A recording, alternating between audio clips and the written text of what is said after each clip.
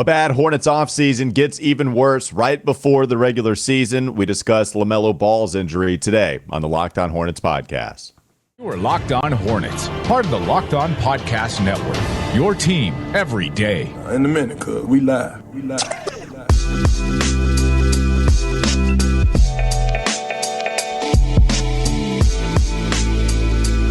It's Locked On Hornets, part of the Locked On Podcast Network. It's your team every day. Thanks for making us your first listen. We're free and available anywhere you get your podcast. That includes YouTube, and a big shout out to PrizePicks. Today's episode is brought to you by PrizePicks. First-time users can receive a 100% instant deposit matchup to $100 with promo code Locked On. That's PrizePicks.com, promo code Locked On. Doug, let's dive right into it. We got the results of LaMelo's injury today. It is a grade 2 ankle sprain, the injury that he suffered in the third quarter of this most recent preseason outing against the Washington Wizards. After playing 20 minutes against Washington, had that injury. Steve Clifford crossed his fingers. I don't know how much his crossing of the fingers helped. It could have been worse, but there is still going to be some time missed. As Shams Charania put out there, that LaMelo would be expected to miss a little bit of the regular season. We're not exactly sure how much time, but he's going to miss some of the beginning of the regular season. What do you make of the news before we dive into some bigger picture stuff? I got this tweet here from Jeff Stotts at In Street Clothes, an injury analyst for Smart and RotoWire, and Jeff says that a grade 2 sprain, also known as a partial tear, here are some other players to sustain that kind of ankle sprain: Mike Conley, John Morant, Trae Young. The average time lost is about 7 games or 19 days. Now, we should note here that there is a little bit of time in between when the preseason ends and the regular season picks up. So if that estimation is based on, just normal regular season kind of scheduling, then maybe perhaps if that ends up being the timeline, then he could miss even fewer games than that. But you're absolutely right. It could have been way worse. High ankle sprain, grade 3 ankle sprain. Then you're talking about months and not weeks. That would have been devastating to his development, to the Charlotte Hornets development. So honestly, Walker, I think this is kind of great news. Great news that it wasn't a lot worse. And I know it sounds weird to say great news. Obviously, you don't want anybody to get hurt ever, especially in the preseason. It's so meaningless when they get hurt, when anyone gets hurt in the preseason, because, everybody's gearing up. It's not about, giving it your all for a regular season win. But at the same time, look, I think this opens the door. It cracks open the door for a discussion, hopefully that's happening internally within the organization right now, to start discussing what the expectations for this season are and if they should at all be influenced by the fact that there are 2 draft prospects that are currently showing out right now and showing that they could be franchise changers. So, we could spend an entire segment show on this where we're doing 40 minutes per segment. So I want to try to – this is where I get a little out of control, and I'm trying to temper what I need to do right now. David Tepper, no pun intended. Oh, wow, Tepper. I think you meant temper, but you've been talking about David Tepper probably for the past 72 hours straight. I said Tepper instead of temper, and I went in on David Tepper today. So I meant to say spicy. temper. I didn't listen. I apologize. It's okay. I forgive you. You were at the zoo. We're going to talk about your zoo trip later. Oh, yeah, that's a tease right there. Forget LaMelo injury talk. It's some zoo talk. It does provide you a little window into the tanking conversation surrounding the Charlotte Hornets team. So good news in the fact that it could have been a lot worse for LaMelo. Bad news that this happened in the first place. Bad news that he's expected to miss some regular season time as well. I think with the Hornets roster as currently constructed, not having Miles Bridges at the beginning of the season, them not being very deep anyway, having not brought in outside help because they miss on the Donovan Mitchell sweepstakes and they don't really go after anybody else via free agency. Not really. They literally don't go after anybody else outside of Dennis Smith Jr. Every game missed by your top player destroys you when it comes to the over-under, right? In a win-now scenario, if the Hornets were looking to contend for a postseason spot this year, which they were until Miles Bridges caught that domestic domestic violence charge, right? until that happens. Which, hey, by the way, you were brave enough to say the words domestic violence. I was watching Shams go over this injury on the rally, and he mentions Miles Bridges, and he can't say the words domestic violence. He just can't say it. It's so I was weird. listening to Bill Simmons too. Like their Hornets are getting featured a lot more in the Wemben Yama talks. And they were discussing how, Bill Simmons literally said what I've felt this entire time for national media. Everybody's scared to death to talk Miles Bridges. Nobody wants to do it. Right. Not any national NBA media member. So nobody's been talking about it, and that's why. But we have, right? So we kind of know what it is. You fire James Borrego because you want to make a postseason push, and then Miles Bridges catches the charge. And then you don't make any outside move. Now LaMelo is going to miss some time. Let's call it 5 games, right? Let's just speak hypothetically. Now you're talking about possible losses to the teams that are tanking, like the Spurs, who you're going to open up with. It's that kind of roster, in my opinion, Doug. Especially no LaMelo. It's going to be brutal, which it does open that door for the tanking conversation we'll start to have as we go on. Well, it should. Let me be clear. It's not that it could open up. I think it should be opening up that conversation within the organization because this gives them cover, right? If you nobody's going to fault. I don't think anyone would fault the organization if they said, look, yeah, here's the normal timetable for a grade 2, but this is the franchise. We want to be extra careful here. And they've been extra careful with Gordon Hayward in the preseason. They've been extra careful with Cody Martin. They're now going to sit Kelly Oubre and PJ Washington for a couple of preseason games. So, they can be careful. The early part of their season is the softest part of their schedule. It only gets tougher as time goes on.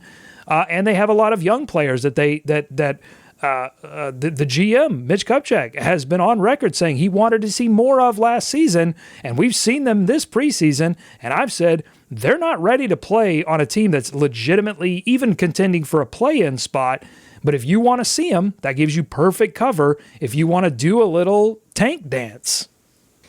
It all happened so fast. Well, that's how these things happen. But actual tanks are slow, but sports tanks are like fighter jets. They just power them up and they're breaking the sound barrier all of a sudden. Well, the Spurs fans knew what was coming for a long time. Ever since they traded DeJounte Murray, they knew what was coming for a long time. They were going to be in the Wemben Yama sweepstakes for quite a while. There are a few teams at the bottom that were always going to be in the Wemben Yama sweepstakes. But the Hornets are getting thrown out there a lot more because when you see G League Ignite with Scoot Henderson, who was also awesome, watching that team take on the team from France where you have 7'4", Allen Iverson out there. So when you have those prospects, everybody is wondering how that's going to affect the regular season. And then the way you kind of have that conversation is what teams are primed to just completely abort their mission at the beginning of the year and decide, okay, we want that guy instead of trying to get butts in the seats this year because of long-term play. Even from a standpoint where you have to try to worry about the people part of this, as Nada Edwards might say. The people part will be fixed the years after because of the way that Wemben Yama boosts your organization if you're successful in getting that guy. Well, and the karma has not always played in the Hornets' favor. I mean, historically, they tried one of the greatest tanks of all time. Statistically, did they try that year? I guess, yeah. Well, they tried. They tried to. Yeah, I mean, they tried effectively to tank that season, and they did so by not having any talent. And that resulted not in Anthony Davis, but in Michael Kidd-Gilchrist. And we know that the odds are even greater that you don't end up with the number 1 overall pick or the number 2 overall pick. So, it would be an extreme roll of the dice. But I will say that I think fans would be more forgiving because of the high-profile nature of the Wembanyama versus Scoot in Vegas, those games, right? Those are high-profile games. A lot of people saw what two players that could absolutely change a franchise, and so I think people are, just because of the high-profile nature, if they had never played, there was still some mystery around it, I think people would be like, ooh, is that really worth it? Now I think they will say. But here's the wrench. This is something to keep an eye on, Walker. I don't think, and this may have been said at either during media day or at the luncheon or something, but I feel like I recall Steve Clifford saying something to the effect of, I didn't come here to be part of a rebuild, right? Am I right on that? Oh, yeah. He absolutely said that. That's a great point. I think he said that at the luncheon, that he didn't want to be a part of a rebuild. And the organization, if you remember, it's a great point. When they hired Steve Clifford, put him on a show me contract, a really kind of a rare thing, I think, in coaching contracts, which is a sort of essentially a team option on his contract. And so everything points in that decision to win now. And this is kind of what I'm finally wrapping to, is like the Hornets would be in such a better position if they had just before this offseason really determine what direction they wanted the franchise to go and executed on that. If they really legitimately wanted to win, then you don't. This is even with the Miles Bridges situation. If you really wanted to win, you don't go into a preseason, without a legitimate backup point guard and without a big rotation that is NBA level. Okay, you just don't. And so they weren't ready to do that, and they weren't ready to tank because of the coaching situation I just outlined. So that maybe if they had made that decision, they would have gone out and hired a coach that was more willing to and better equipped to shepherd in a legitimate rebuild. But now they're caught on the fence. It speaks about the directionless nature of this team, where you're not exactly sure where they want to go, and you're not exactly sure if they were prepared to go where they wanted to go, and it doesn't seem like they were. And injuries might force their hand. Injuries might. Miles Bridges, certainly. I mean, I don't want to say it forced their hand because they didn't do anything after that. It forced them not to hand. They didn't do anything. So I want to talk a little bit more about this. Coming up next on Locked On Hornets. Don't go to sleep on the Hornets just yet. We'll kind of take a look at what this means in the short term, too. So we'll still have the bigger picture conversation. I have more things to say about the tank job that could take place this season, but I also want to talk a little about the short term. Let's also discuss PrizePicks. PrizePicks is a website you can pick 2 to 5 players, and if they will score more or less than their PrizePicks projection. So what you're doing is competing against the projections available, not necessarily competing against other people. And what's great about this is that you can win up to 10 times on your money on any entry you put in there. PrizePicks offers projections on any sport that you watch. That includes not only the NBA or all of the major sports, but you can also go all the way down to men's college basketball, women's college basketball, soccer, WNBA, esports, NASCAR, tennis, yes, even disc golf. You like basketball so much, you can go across the pond and talk about some Euro basketball. Slam ball? Yes, cricket, when and they bring more. that back? I love when you ask any sport, because I'm just going to put it under that caveat and more. It could be. You could be able to bet on slam ball. I don't know. I know how you can find out, though, is by going to PrizePicks. Entries can be made in 60 seconds or less. It's that easy. You have safe and fast withdrawals, and plus, it's currently operational in over 30 states, even Canada as well. Download the PrizePicks app or go to prizepicks.com to sign up and play daily fantasy sports. First-time users can receive a 100% instant deposit matchup to $100 with promo code Locked On. If you deposit $100, PrizePicks will give you $100. If you deposit $50, PrizePicks will give you $50. You get the deal. Don't forget to enter promo code Locked On at sign up for an instant deposit matchup to $100. Yeah, we're going to have the tanking conversation. Short-term, long-term effect of LaMelo's injury. Coming up next, Locked On Hornets. You are listening to the Locked On Hornets podcast. Unless Mitch has Buzz on his lap, and Buzz is sort of Santa style? I like it. Oh, yeah, or ventriloquist, you know? Well, let's how much ventriloquist are we going? I don't think anything, or I don't want to go that much. Whoa, yeah, I don't want to go with ventriloquist. Let's go. I like the Santa style a little bit more. Either one is creepy. It's time for more of the Locked On Hornets podcast.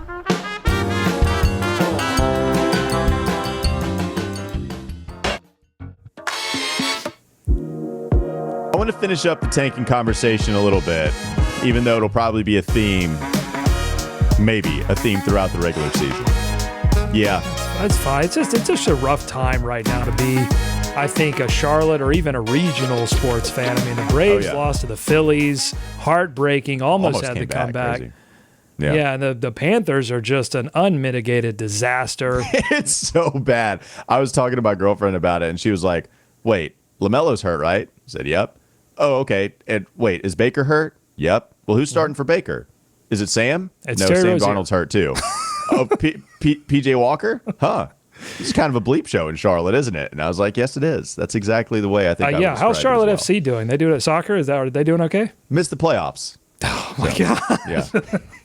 It's a little bit better for them, expansion team, right? It's very easy to say they missed the playoffs and then lump them in there, but first year, and plus, what's great about Charlotte FC is that they are following in the footsteps of every other team. That hey, it's an expansion team, we'll give them some hope, and then of course they just won't make the postseason. Now, Panthers have had some nice results. Either way, no more Charlotte FC. Let's talk about the Charlotte Hornets. It's okay, I forgive you, dude. Charlotte Hornets, man. The reasons to tank, obviously, it's for Victor Wembanyama and the awesome consolation prize. Probably the best number 2 consolation prize that you could get in the NBA draft recently. There have been Evan Mobley comes to mind for Cade Cunningham and vice versa. Whatever you were going to get there, just really, this 2 years ago in the NBA draft. But Scoot Henderson, Victor, we're talking about Victor being one of the best prospects ever, LeBron-esque, Kareem-esque, if you're going big guys, and that kind of nature. And Scoot's going to be awesome too, okay? Mm-hmm. So that's the reason to tank.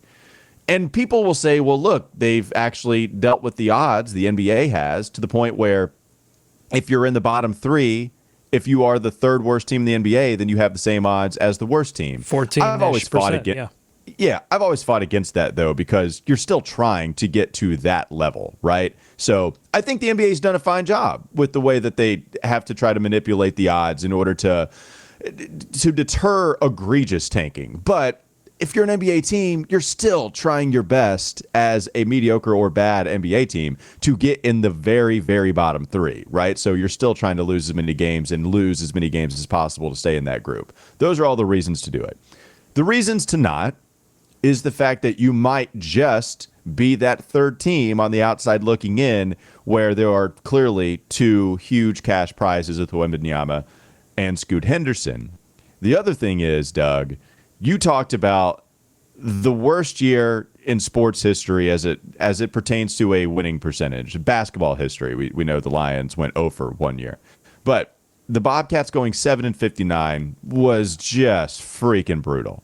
And their reward for that was MKG. Mm-hmm. And I love MKG, man. He won Anthony Davis. And when you lose again... It's an understatement. That's an official understatement. It's really hard to think that this was a team with LaMelo Ball that was ready to take that next step. They were ready to take another jump. Whether they were going to trade Gordon Hayward and Terry Rozier for something that would help them for the now and the future. When it is LaMelo and Miles and PJ Washington, you're having to try to figure out whether you want to pay him for the long term, because he does fit as a role player on a team that can make it into the postseason, and you're looking for that next star, right? So think about it. LaMelo, Miles, bring another star in. That would have made the Donovan Mitchell trade all worth it, because you didn't have to completely gut your team, and then you would have somewhat of a big 3.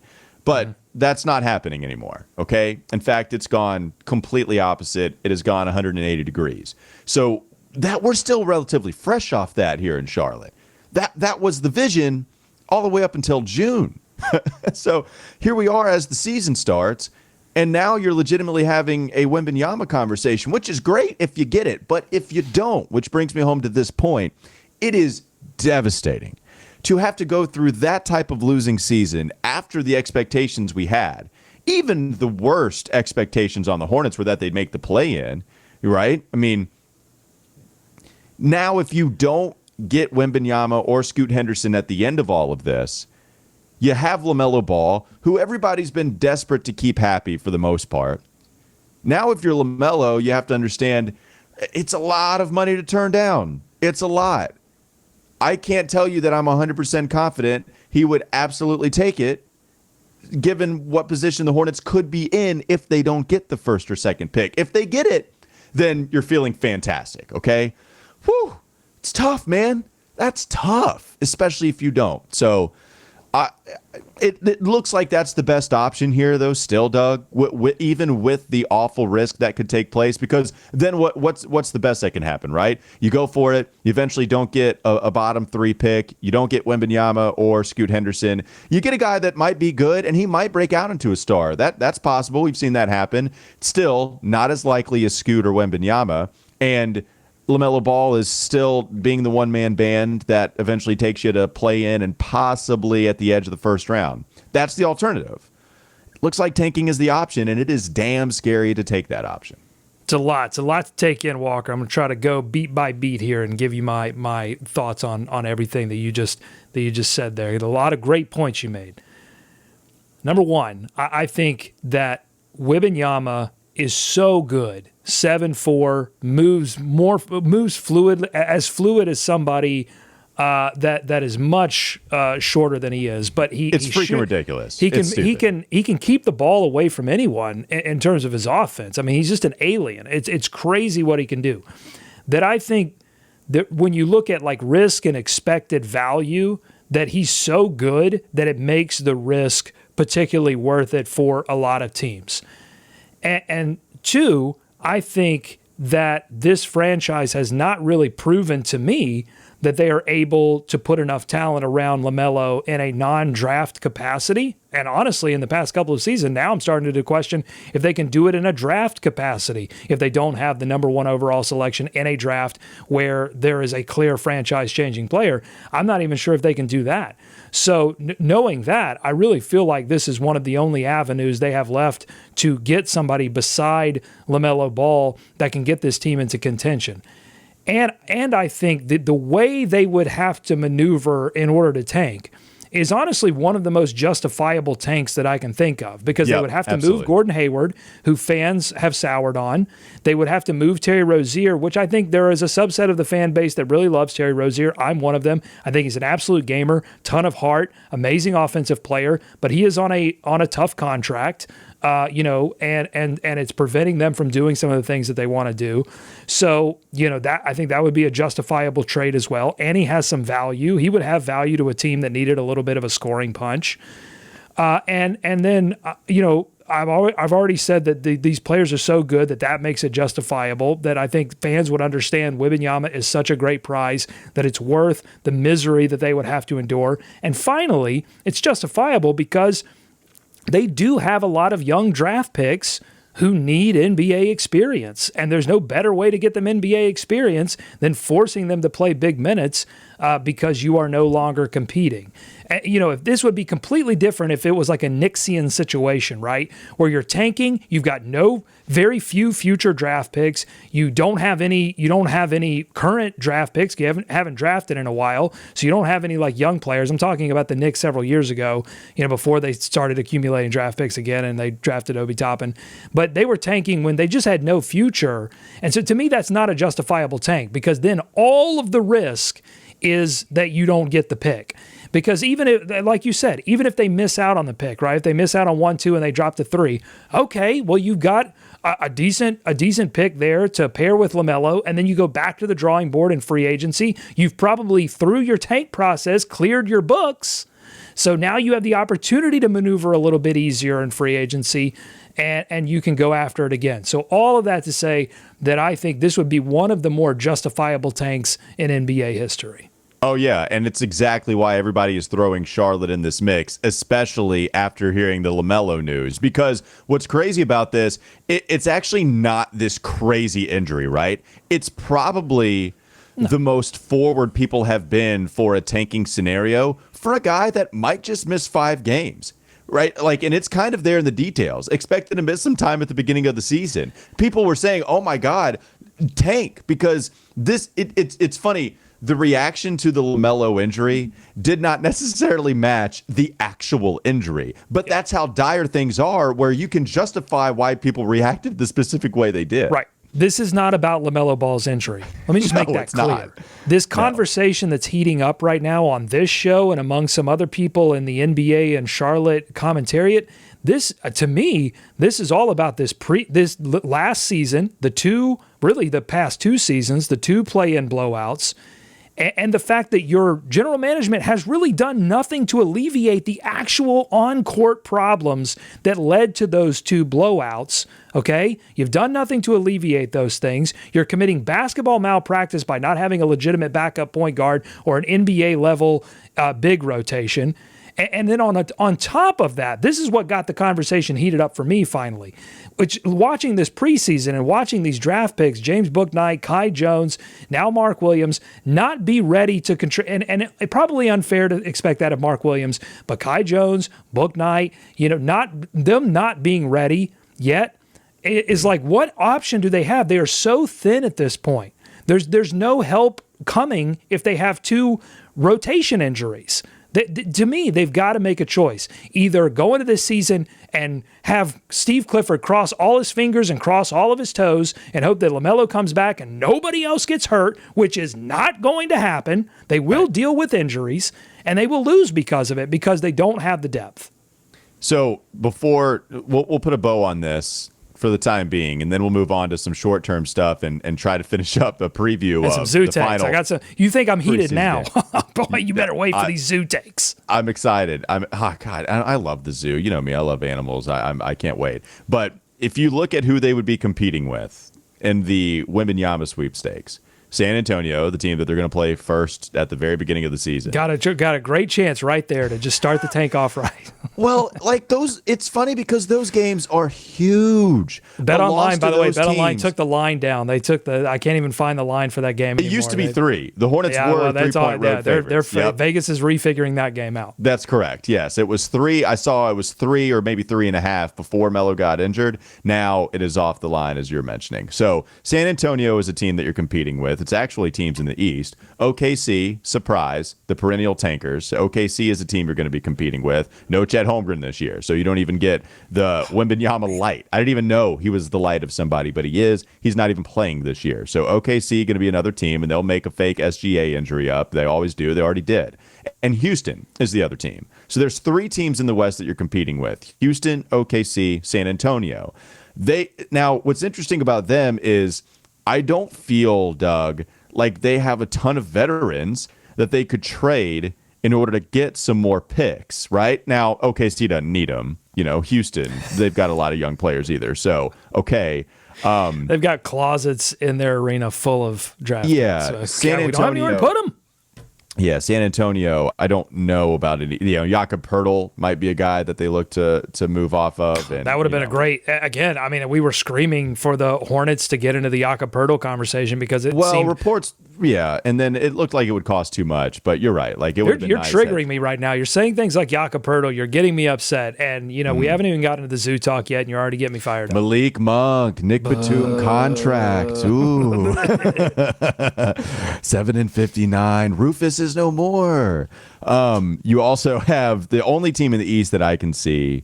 I mean, Orlando is going to be one team that you bring up, but I love Orlando. Like, they're going to be awesome. They're going to be a league pass team alongside Detroit, where I know your feelings on Detroit. It's like your secret hated franchise, but they're going to be fun. I don't hate them. I hate everyone that feels like they're going to win every single season, and then they don't. But I don't think they're going to win a whole lot. I do think that's an exciting team that if the Hornets wanted to be worse than them, they could easily do that. They could easily be worse than Detroit if the Hornets really wanted to. So those are the teams you're competing with. And my point is, it's very easy to compete with all those teams. If you really wanted to, you get rid of Gordon, you get rid of Terry. The other thing is, how mad do you make LaMelo here? That's the tough one. How mad do you make LaMelo? Do you make him mad to do the unprecedented thing and turn down that type of rookie contract or rookie extension coming his way? Maybe. Well, you got to sell them on a vision, and that's what I'm saying though. Like, what to me the best vision that they could sell them on is Wembanyama or Scoot Henderson. It's not going to be what evidence have they given that they can go out into free agency and legitimately make a run at some of these bigger players. They just haven't made that. They haven't made that clear. And I don't think to me, if LaMelo bought that, then he's naive. He would be naive. But getting him behind a vision of, hey, we can go after one of these great players, in this draft and really make a run at this thing. To me, that's a more sellable vision. National media is excited about the potential pairing of Melo and Wemben. Like it would be crazy fun. Yeah, so that's fantastic. All right, let's do rapid fire. Coming up next on the Locked On Hornets podcast. Don't go to sleep on the Hornets just yet. We have some short-term effect stuff because we still do have to talk about the season as the roster is currently constructed. So I'm going to throw a bunch of rapid-fire short-term questions at Doug coming up next on the Locked On Hornets podcast. Is Locked On Hornets. Well, don't let me hit my take on that because that's not what I mean. I don't mean that he shouldn't be in the NBA. That's what you meant, and it's disrespectful. I mean that You're Anthony Tolliver. I'm Trevion Graham. That's who I love. It's time for more of the Locked On Hornets podcast. The Tank episode and the Zoo episode is what I want this to turn into in just a moment, but we still have some Hornet stuff. What is it? Squidward gets down in fetal position. Future.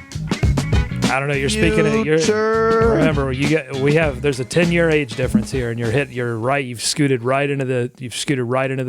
parallel parked right into our age difference. You SpongeBob fans, you know what it is. Everything's chrome, baby, according to Squidward, and he is not excited about the future. I can't imagine a lot of people are for the Hornets unless you tank. Let's go rapid fire short term, Doug. What does it mean in the short term, this LaMelo Ball injury? Well, we know that Steve Clifford has already said he's going to start Terry Rozier, which I think was expected. Dennis Smith Jr. has been out a few of these preseason games. He did play in the last one, but he was out in the two previous for personal reasons, and I think there are some serious questions about his readiness to play big minutes just because he's had a lot of injuries over the past couple of seasons. Is he in shape? Is he ready to take that kind of load? I'm not certain that he is, and I think starting Terry Rozier is an indicator of that. Okay, how does it affect Terry Rozier? Of course, he's going to be someone that is thrust into the starting point guard spot, going to be starting in the backcourt. But what do you see now that Terry Rozier doesn't have LaMelo Ball to play with at the beginning of the season? Well, I think it's going to hurt his scoring, right? I mean, he scored a lot not only because LaMelo was somebody that could draw attention away from Rozier, but because LaMelo was facilitating to Rozier in the corner a lot. So I think his scoring definitely goes down as he takes some more of that responsibility, but also the overall ball movement's going to be reduced because Terry is not the playmaker. Here's my understatement of the show. Terry is not the playmaker that LaMelo Ball is. They're going to fill one of the wing spots with either Oubre or Cody Martin to go alongside of Gordon Hayward and PJ Washington and either Mason Plumlee or Nick Richards, depending on Mason's injury. But yeah, I think it's going to affect his scoring, which is going to hamper an offense that really hasn't shown that it is the same offense that it was last year, even with LaMelo. Yeah, Gordon Hayward, Terry Rozier, usage going right on up there, baby. Oh yeah, a lot of ISO. I'll say that. Yeah, probably a lot more one-on-one basketball than we're used to. Okay, how does it affect Dennis Smith Jr., the guy that they brought in very last minute to be a potential backup backcourt guy? Well, I think he's unguaranteed still. We haven't got an announcement about a guaranteeing of his contract. I would say this dramatically increases the probability that because I haven't seen any other point guards play. I mean, nobody that – I'm sorry. Well, okay. Jalen Crutcher's not been very good point guard in summer league and hasn't been that excellent in preseason either. I'm still going to stand by what I said and that I haven't seen a legitimate point guard option other than Dennis Smith Jr. and Terry Rozier. So yeah, I think he probably gets it guaranteed. There is a little bit of a wild card. An X factor is still hanging out there. A big name, you know it. I do. Let's not do that one right now. This sensory overload. I want to talk about animals. It's Kemba Walker. I get to the zoo. Thank you. I didn't know who you were talking about. Do you want to go anyone else, right, that it affects, or did you want to do some preview? Let's do preview stuff. Well, just real quick, just Kemba Walker. I mean, we saw him sitting in between a couple of Hornets executives, including James Jordan, in the Greensboro Coliseum for that Boston game, and I said in my solo show that I did earlier this week that we shouldn't take that to mean that it's going to be automatic that the Hornets would make him an offer if and when it looks inevitable that Detroit, once they can come to terms with Kemba on a buyout, that buyout will occur. But I don't know that maybe it affects that. But again, this is going to be a short-term injury, most likely, for LaMelo, unless there's a setback in rehab. So I don't know if you go and make another offer to Kemba Walker just to deal with that injury. But I think it does increase the probability for sure. Well, I think it's also a win now move, so you have to decide the whole tanking thing because Yeah, they have to make a call. Yeah, they do. It's going to be really tough. You sent me a picture, and it was with you and your baby inside the kangaroo exhibit at the zoo today. Mm-hmm. You are hanging with the roos, baby. That's awesome. Yeah, a couple of roos. I love the zoo. Was it as awesome as it looked, Doug? It's good. The zoo is a good experience, but I do have a couple of zoo takes. Got a couple of bones to pick with the zoo. Oh, no. Not enough animals. I just feel like when I was a kid, there were a lot more animals in the zoo. And this may not be a bone to pick with the zoo. It may be more of a bone to pick with the human race for endangering, troubling so many species on the planet. We need to take more animals out of the wild and cage them up. I feel that. No, I'm not like that. Well, yes, no, zoos play. Yeah, I mean, certainly there are some bad zoos out there, but I think legitimate zoos tend to play a good conservation role by giving. Absolutely. It's all love for the zoos. But I'm just saying, like, we would go to these exhibits and there would be like one bird in the whole exhibit. I'm like, you can't give me 2 birds, maybe like 3 birds. I'm trying to impress this kid here, and give me a little help. I mean, I see like a bear, but he's like, he's 100 yards away. I mean, what's he's sleeping? Yeah. Don't even get me started with how many animals are sleeping. I mean, what is come on, what is this camp? Like, let's go. I mean, come on, I want to see a show here. Let's go. One zoo take that stuck with me was I was younger and I was with my older brother. He's like 12 years older than I am, so the age difference is pretty big there. But we were at the zoo. We were at the tiger exhibit, and it was pretty damn close to us. And my brother said, as you get older, you appreciate a tiger in your presence way more than just the obscure animal that looks wild that you might have liked a lot more as a 5 to 10-year-old. Just being in the presence of a tiger at the adulthood, at whatever age is considered adulthood, you appreciate that, the lion, the elephant, more so than the kids who have seen that already on a million coloring books and they want to see the wild reptile at that type of exhibit. Do you feel that take? Is that something you experience as a father now? Yeah, no, I mean, I think you are always overwhelmed by the beauty and the power of nature, when it decides to be awake. That's all I'll say. When it decides to get up off its patoot and show my kid a good time. It's all about me. That's what I'm saying. The zoo really is a personal experience for me, and I struggled in this. I'm going to give it another shot, when maybe in the spring. But this was a tough zoo hang, but she got a lot out of it. I mean, she enjoyed the whole thing. Although I think it was funny. At 1 year old, she was laughing more at all of the pictures of the animals and the actual animals themselves. So I think that's kind of an interesting thing. But yeah, the zoo, just wake the animals up. That's all I'm saying. And don't do anything like I'm not saying like hurt the animals, but just go in there and just hey buddy, hey, kids are here. And while you're at it, do that to Mitch Kupchak as well. Just go. Hey, Mitch. Hey, wake up. Make a decision. Make a call. Tank. Come on. You gonna tank? You gonna compete? You gonna tank? My kid wants to see you do something crazy. Let's do it. All right, thanks for making. A lot of kids want to see the Hornets do something. All right, thanks for making Locked On Hornets your first listen every day. For your second listen, get up to date on the latest news and rumors in the NBA in just 30 minutes every day with Locked On NBA. Again, your half-hour update on everything taking place within the association. One more preseason game to go. We'll be back to recap that with you tomorrow, coming up on the Locked On Hornets podcast.